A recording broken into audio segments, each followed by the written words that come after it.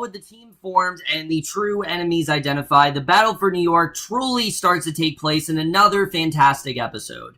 Don't change the channel, don't touch that dial. We got it all on UHM. Take off your sneakers.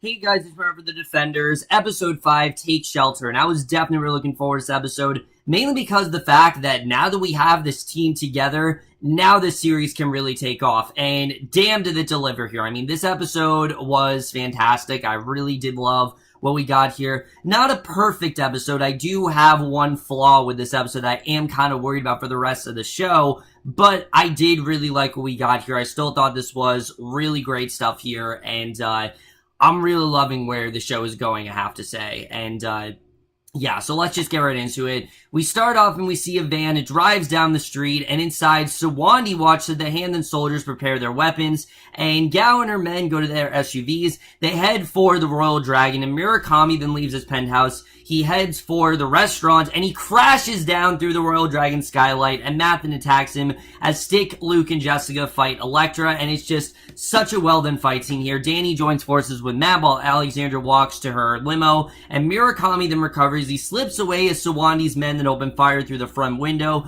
The heroes take cover except for Luke, and Gao then shoots one man in the head, says that they want Danny alive, and the heroes move back to work. The hand soldiers surround them. Stick says that if they work together, they walk it alive, and Matt then grabs Elektra and says that they need to talk, obviously because they have history, and you can tell where Matt's head is at. He's not really focused on this team. Again, even though Stick has formed this team, Matt is still not that interested in fighting. He doesn't want to. He just wants to get through to Elektra. And while the others fight the soldiers, she shoves him away and attacks, and Danny realizes that Matt is gone. Stick tells Danny to stick with him, and Elektra knocks Matt out the back door into the alley, and he tries to get through to her. And it basically, Sigourney then knocks Luke back onto the street, so he gets away, and Murakami then knocks Jessica down and walks away. And again, this entire sequence was so well done because they both really do kind of have the upper hand here. You know, you see the defenders, their team is very well formed, and then you have the five fingers of the hand, and they're also very well formed, but Matt calls to Elektra by name,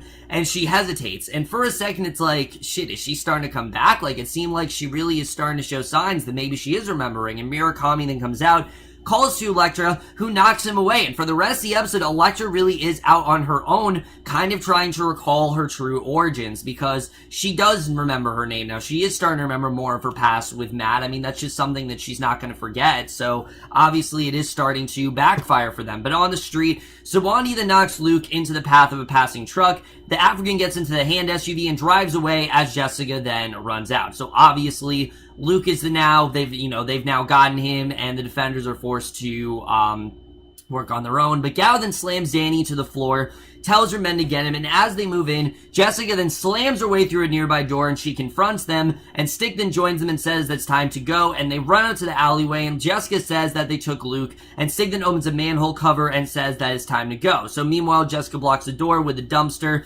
And again, Jessica, just because she's in this team, it does not mean she's looking to work with them. She's just doing what she can to get by. She wants to solve this case. She wants to really wrap this up, and so it'll be done. That's really all she wants to do here. So Gao then slams the door open with a gesture just as the heroes close the manhole cover behind them, and Murakami then recovers, snapping his dislocated arm back into place, and Gao wonders where the heroes and Black Sky have actually gone. So across the street, Alexandra then watches them from her limo, and you know that she definitely has some plan here. She's not just going to let them win. She's not just going to let them get away like that. She definitely does have something very despicable planned here. Now, again, we still don't know what that actual course of action is, but we really do start to see it formulate here. We really do start to see that she definitely does have something brewing, and Sigourney Weaver, again, continues to kill it in this role.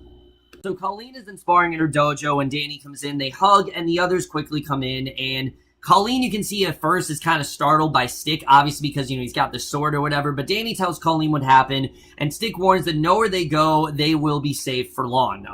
That's just the truth, that they're not going to be safe for that long because the hand will eventually find them. Jessica refused to run, and Matt admits that he made a mistake abandoning them for Elektra. And yeah, it was kind of a mistake, but again, Matt needed to get through to her. Lucan comes in, takes them to the van in the street where Sigourney is tied up, and Elektra's then sharpening her sword, and Alexandra comes in, and the younger woman swings the sword to Alexandra's neck and just holds herself back. And for a moment, I was like, is she gonna kill Alexandra? Like, I really thought that's how this was gonna play out, but she takes the sword and says that she had a daughter in her first life before she made the pilgrimage to Kunlun and started the Hand. And death took her from Alexandra before she learned to defeat it. And here's where we get to my main complaint of this episode. I understand that the show is 8 episodes long, but honestly, if they would just take one episode to fully flesh out Alexandra's character, I feel like she'd be even more compelling. Not that she's not a compelling villain, because she is, but I feel like what we're getting here, I just kind of wanted more of a backstory from her. And again, it's the same problem that Iron Fist had, where they didn't flesh out this character, I think, as well as they could have. And maybe they will in the next few episodes, but so far, I just feel this character isn't as fleshed out as she could be. But some people told her that the daughter was too good for the world, and Alexandra explains that she wasn't a warrior like her and Elektra, and now she knows that she was meant to raise Black Sky as her own, and she tells Elektra that she was chosen to lead as a weapon against their enemies, and if Elektra doesn't, then she's no use to the Hand or to Alexandra. She puts the sword to Elektra's neck, and Elektra agrees, so it seems like she's about to actually kill her, because she's no use to them. She's, just expendable, and they need to kill her as soon as possible. So Murakami then comes in, tells them that Sigourney has been taken by Danny and his allies, and he basically does save Elektra from her imminent death. So Alexandra's sure that he will find his way back to them, and to tell the others that the reinforcement will be arriving soon from South America, and you're like, who could this possibly be? So Murakami says that there is something else they must discuss, and Alexandra says that they will do so later. So the team then takes Sigourney to the Rand building, and they question him, and he refuses to betray the Hand, and Styx says that he trained with the same monks who trained Danny, and he won't crack, and Sigourney says that the city has always belonged to the Hand, and Jessica admits that they've traced them back to 1820. Danny tells Sigourney that he'll never serve them, and Sigourney says that they actually want the Iron Fist, not Danny, and he points out that Danny failed to protect Kunlun the same way that Luke let a boy die in a jail cell, and Jessica couldn't save the architect. So again, to them, the defenders are useless. They can't use them because they don't really, they don't spring into action quickly enough. It seems like they're always winning, and Sigourney asks who else will die because of them, and says that the Hand will actually come for their friends, and Jessica then punches him, knowing that, he might go after Trish. So in the morning, Luke goes to Claire's apartment, tells her that they need to go, and he'll explain on the way, and Claire then realizes that he took the fight to the Hand, and now they're all in danger. So Luke apologizes for making his trouble her trouble, and Claire figures that it actually is her trouble now. And I would argue that it's always kind of been her trouble, because she's been involved with the Hand since Danny has been involved with it, and she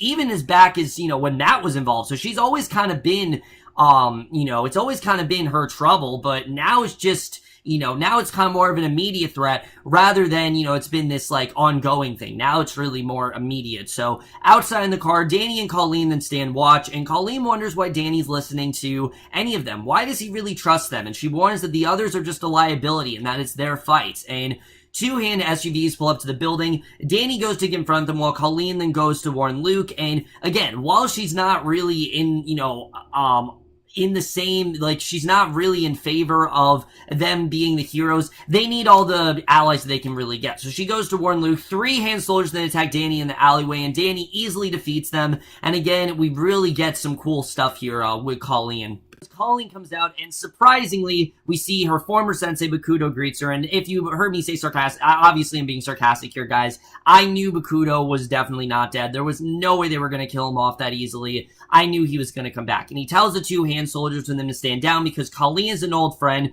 She attacks him. Bakudo easily dodges her blows. I mean, this is the last person she wants to see right now, but says that he wants to talk. And he tells Colleen that he really did came for her, and they have a second chance to finish what they started and make Colleen the fighter that she was meant to be. And Colleen attacks again, and Bakudo then pins her to the wall and slashes her across the stomach. I mean, even though Bakudo wants it, things will never be the same between these two. I mean, Bakudo really did betray her. He was willing to kill her, and she's just not okay with that, obviously. So Luke then arrives, shoves Bakuto away as Danny and Claire then run up, and Bakuto tells Danny that he looks forward to facing him again and says that Colleen never believed in her purpose and Danny has yet to really discover his. So he promises that Danny will soon learn that his destiny is more than what they told him in Kunlun, and Claire then checks Colleen's wound, says that they need to get her the treatment, and Bakuto and his men then slip away, and basically, we can see that Bakuto is, they're still not easily swayed by him. He's not going to convince them. And, again, I like seeing that. But Matt then goes to see Karen at her office and tells her that the Hand is coming for her. And Karen realizes that Matt is going out as Daredevil again. He says that he isn't just yet. He is just simply in this because he has to be. Remember, he doesn't really want to be Daredevil, but he has that urgency where it's a part of him. He needs to. And she demands the truth, and Matt says that he has to or people will die. And Karen says that she doesn't have to, and she's not a part of it anymore. She doesn't want to be a part of this anymore. She just wants to be Karen Page, the reporter, and that's it. And Matt warns that they'll come after his world as well as Daredevil's, and Karen reluctantly agrees to go with him. He says that she deserves better, and Karen tells him that he does as well. And I would agree. I mean, he's very good at what he does, but at the same time, he needs that street crime, and that's something we definitely see here. So again, to me, Karen's not a pointless character. She needs to be in the show. I can understand why they have her here. Luke then goes to the police station, tells Misty about the Hand, and she's heard about the attack in the Royal Dragon and figures that she might know something, and Luke figures that she wouldn't believe him. And just as Danny and Claire bring Colleen in, Danny says that they've got more coming, and Misty then agrees to trust Luke. And a lot of people are talking about, well, how did Misty just open up her precinct to everyone? But because of the danger that they were really facing, she didn't really have a choice. I mean, anyone that really was involved with this, she kind of just had to let in there. So wanting to tell Stick that the Chase captured him once, long before Stick was born. His soldiers came from him and lay siege to the Chase castle, and the Chase soldiers then turned against each other, and soon they ran out of food and water, and they finally knelt before Sawani, begging him to make it stop, and Sawani tells Stick that his plan will soon come apart, and again, I really did like this scene, but I just feel like we could have gotten a lot more with this Hand. It would be even more powerful if we had a backstory episode. We saw the Hand fleshed out, we saw really them in Kunlun, but because we never saw this in Iron Fist, nor are we seeing this in the Defenders, this still isn't as strong as it could be. Again, it's a good monologue. I'm liking what we're getting here. It's a good motivation. I just feel like it'd be even that much stronger if we got a backstory. Think of how well Kilgrave and, Kingpin and Cottonmouth were fleshed out. That was because we got backstories of their characters. We knew their background, we knew their every motivation, we knew what they were going through. We even sympathized with them at points. Not really the case with the villains here. While I do really like Alexander, while I really do like Madame Gao, I like Sawandi, I like Murakami, I don't really necessarily sympathize with them. It's more that I understand their motivation, but I don't really sympathize with them. These guys are complete assholes that really just want control, and that's really it. There's not really much else to it than that. Not saying they're one-note villains, but I just feel like we'd be getting even more if they did flesh them out a little bit more here.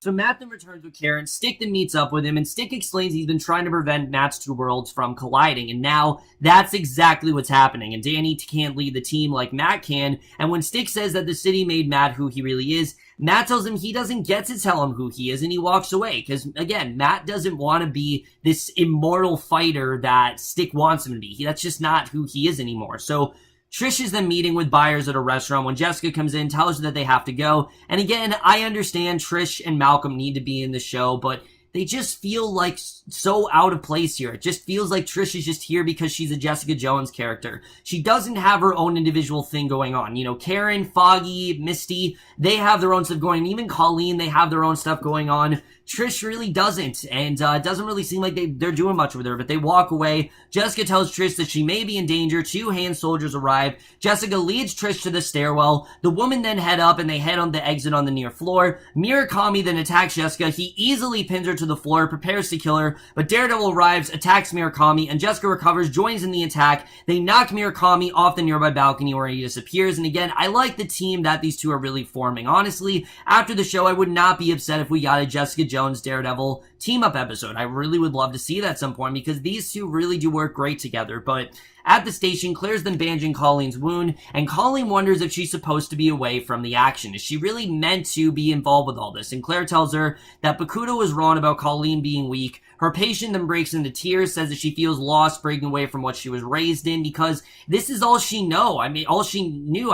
Remember, Colleen has been training with Bakuto pretty much since she was a little girl, and realizing that she can't really trust him and that the hand is actually the enemy really is shaking up her entire worldview. And basically she feels lost, and all she wants is something stable to hold on to. And Claire tells her that she is the foundation and she can really help them here. So Tristan tells Malcolm that Jessica knows Daredevil and that Murakami attacking them is connected to the tremors, and Karen then comes in. Trish then recognizes her. Foggy arrives, and I don't know how Trish recognized. I guess she recognized her because Karen was a reporter, but I didn't really understand that. Foggy arrives and greets Karen. They both agree that's happening again, despite their efforts to steer Matt away from it. Even though they don't want him to go back, they know that he has to, and they can't really do anything to stop it. So Misty tells everyone that she needs their cooperation to protect them. She then tells Colleen that her Unis confiscated the katana from Colleen. Colleen insists that she can defend herself, and Colleen refuses to tell Misty about the hand because it will put her in danger, and Misty has an Uni return Colleen's sword to her. And again, Misty's just doing the bad detective thing again, where she needs to know everything, and she needs to know all this information. But once again, just like Luke Cage, it's way too against her, and it's way too complicated for her to really get into, and it's just too risky. That's the thing with Misty, that she still hasn't learned from Luke Cage. It's just simply too risky of a mission for her, and that's something I think she will eventually learn, but it does not seem like she has learned that just yet. And I will admit, this is very convenient. The fact that everyone's in the police station, all the characters from Daredevil, Jessica Jones, Luke Cage, they're all really there in this precinct. I understand they kind of need to be there, but it all just kind of felt too convenient to me. Like, oh, Trish and Malcolm just happen upon Foggy and Karen, and Foggy Perrin just happen upon Claire and, Colleen. Why Claire and Karen didn't have a scene together, I don't understand. I don't understand why Claire and some of the other characters didn't have a scene together. It just feels all too convenient. I understand that they need to be here, but it just felt kind of convenient to me. Again, I think it was good when we got here. The scene with Colleen was great. I like we're getting with Foggy and Karen, but the fact that they're all together like this, I understand they have to be in the show, but it only feels like they're here because they need to be, and I feel like this is just starting to feel a little bit more convenient than it should be here. Bakuto then meets with Gao and says that the only way they can return it is if they secure the Iron Fist. And she points out that Bakuto actually sought Colleen first, and basically, Bakuto insists that Colleen can lead them to Danny and his allies, and Gao warns that his judgment has always been clouded concerning his old disciples. And again, because we know of their connection, their scenes actually do make a lot more sense here, but it would be even more powerful if we got a backstory, but we're not going to, I don't think. Alexandra Murakami then arrive. Murakami then says that Danny is actually working with Daredevil, and Daredevil then chokes Sawani with his baton cable, tells him to talk. Sawani refuses, saying that they will win even if he dies because they have armies and their weapon. And Daredevil asks what he did to Elektra. Sawani tells him that Elektra is now theirs, and the Vigilante points out that Elektra could have killed him twice, but she hasn't, and the hand's weapon is defective. So there's obviously a reason why she hasn't done that. And Sawani tells them that if so, Elektra will be destroyed. And when Daredevil continues choking Sawani, Jessica warns him to stop. Daredevil tells Sawani that the hand has actually failed with Elektra, but he tells him that Daredevil failed to protect her, and Daredevil then kicks Sawani down. Stick confirms that he's alive, but actually passed out, and he tells Daredevil that it's time to tell the others the truth. And again, really great stuff here. I love the way that this scene was handled here. I thought that was, just really well done. But Murakami warns the others that Daredevil is the one that Elektra loved. He thinks that Elektra was actually protecting Daredevil and is not the empty vessel that they were promised. And Murakami tells Alexandra that he believes she has failed them by using the last of the substance. And now that they are all vulnerable and they are stronger together, they don't need Alexandra. And Alexandra insists that Sawani will return, but the others warn that for the first time, death is actually a possibility. And I like seeing them a little bit hopeless here. She tells the others that they need a reminder that they're all expendable, insists that she hasn't forgotten that they need the Iron Fist, and Gao says that they only want to live long enough to go home, and Murakami suggests that it's time to make a plan without Alexandra or Black Sky. They need to take both of them out because they're just not doing them any favors. Again, just like Black Sky, Alexandra's really expendable here, and I would not be surprised if Alexandra ends up getting killed in the next several episodes. I think they honestly might make a sacrifice in the next few. We'll have to see. Matt then explains the Black Sky is Elektra. Stick then trained her to fight the Hand. She fought with Daredevil and died, and now the Hand is using her body. And Stick tells him that Matt thinks that he can save Elektra, and Matt insists that he can get through to her. His teacher says that if they're going to defend the Hand, they have to take Elektra out. So Matt refused to allow it. Jessica points out that Matt actually lied to them, and Luke points out the people he cares about are all holed up because of Matt's feelings for Elektra. By the way, forgot to say, love seeing Matt back in the Daredevil costume. I love Jessica's line where she says that the scarf did him better. I thought that was really funny. But Sewanee then wakes up, frees himself, grabs Danny, threatens to kill him with a shard of broken glass. He tells Heroes that now he has the Iron Fist, the war is over, and basically he's won. And right when it seems like he's about to win, Stick just goes up, he decapitates him, says the war isn't over yet, and this is why we love Stick. I mean, Stick just... he does the most craziest shit, and this is the best example of that. But Alexandra then goes to Elektra's room, discovers that she's gone. We get to the end here. Elektra actually makes her way across the rooftops to Matt's apartment. She looks around and then lies down in the bed, curls up, goes to sleep, and obviously she is starting to remember all of this. But that is the way this episode ends. Really great stuff overall. Let's just get into this episode where it's going to take us into the last 3 episodes of this series. So overall, guys, like I said, really great stuff here. I'm really loving where this is really headed. Let's first talk about Elektra, because while it does seem that they've done a convincing job of brainwashing her and making her kind of forego her persona, she can't all the way do it. There's always something kind of pulling her back, whether it's Matt, whether it's some sort of memory, whether it's, you know, some sort of word. They're just little things here and there that they're these like triggers that really do seem to penetrate something through her mind and actually are starting to get her to remember things. So again, I would not be surprised if Elektra does go back into that actual persona. I think she's always going to harken back to it. And I don't think, no matter what Alexandra can do, I don't think she can really stop her. I think Alexandra believes that she can, but I don't think they can really stop her here. I think I think Elektra just in general, she's going to remember this stuff, and it's inevitable that she's going to go back to her original self, but we'll have to see the way that really does go down. As far as things are going here with the Defenders, I love the way that this team is being formed. I love the way that they actually did take out Sewanee like that. And I thought that definitely was really great. And I like that Matt, you know, they actually have gained his trust now. They know where he's coming from. They know, obviously, They know obviously that Elektra is a problem, but they also know why Matt keeps running off to her, and I definitely did like seeing that. Even though he did lie to them, again, it goes back to the fact that these 4 don't really want to work together, but they kind of have to, and they kind of are forced to start a bond, which they don't really want to form. And I think, again, that's one of the big parts of the series that I really am enjoying so far. I definitely am liking where all that is headed.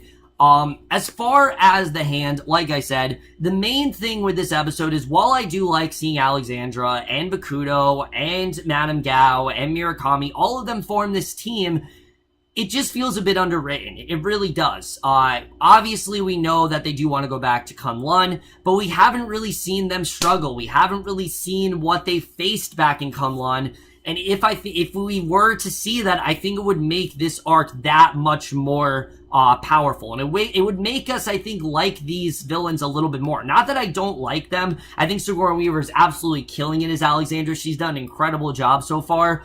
But it just feels like, you know, we're getting good stuff, but I feel like we could be getting even more. And again, I think back to when we had that amazing Kingpin episode, when we had that amazing Conmouth episode, that amazing Kilgrave backstory. I mean, these things really did make us sympathize with the villains. And this show, it just does not seem like they're doing that here. And I get it that the Hand, there's not a lot of time to do that because we have 8 episodes. But when Alexandra's talking about her daughter to Elektra, I feel like we should have gotten a little bit more with that. Like, who is her daughter? What's her background? I just want a little bit more of a backstory there. And that's really the main thing that is starting to kind of hurt this series a little bit. Again, I'm still really liking what we're getting here. I still think there's some phenomenal storytelling going on here. But in general, I just feel that we could be getting a little bit more. And then as far as some of the side characters go, they really are starting to feel very convenient. Trish and Malcolm, they feel like they're kind of just there. Yes, Foggy and Kara need to be there. I understand why they're there. I understand why, you know, obviously Misty needs to be there. You know, Colleen and Claire, they are essential. But the Jessica Jones characters, again, I don't know what it is, but they feel so out of place in this series. They feel like they're just here because they're Jessica Jones characters, and they just don't feel like they fit in with the other characters here. I'm not not entirely sure why that is. It feels like they didn't really have a ton going on with them. Like, they wrote all this great stuff for Karen and Foggy. They wrote great stuff for Colleen and Claire. They wrote great stuff for Misty. They didn't know what the hell to do with the Jessica Jones characters. So they just kind of threw them in there, and they didn't really know what to do with them. So I don't really know where this is going. If this is going to take us somewhere, again, I'm not sure. Other than that, guys, I really did love this episode. There was a lot of really great, strong stuff going on here. You know, this team really is starting to form very well, and they kind of have to. I mean, you can really see the defenders. They really do seem to be outnumbering the Hand in a big way, and I don't know if this is going to continue, but it really does seem like it is their fight, and that this is going to go in their favor, and I love the way this is really being handled. But as we can tell, you know, they're not backing down. I mean, the Hand obviously isn't backing down. They think that they still have this one in the bag. They think they can still use certain things to their, you know, disadvantage, you know, with the defenders, and we definitely are starting to see that here. Overall, guys, this was another fantastic episode between the fight scene and capturing Sawandi and everything we got, you know, with Matt and Elektra. This was just another really great entry. This was easily one of the best episodes we've gotten so far, and I am going to give the defenders episode 5, Take Shelter, an A-. Guys, for this episode of the Defenders. Let me know guys saw this episode overall, left your thoughts in it. Again, loving where the show is headed. A little bit worried heading into these 3 episodes. It's a simple story, but I'm a little bit worried as to where we're actually going to go. But we'll have to see what's really going to happen for the rest of the show. But that's it for my review. Hope you guys well. We'll see you guys in my next video, which will be my review for the first season of Glow. I know you guys have been waiting patiently for me to review this show. I am going to finish it today. I will review it for you guys, and I will see you guys for that. Okay, bye.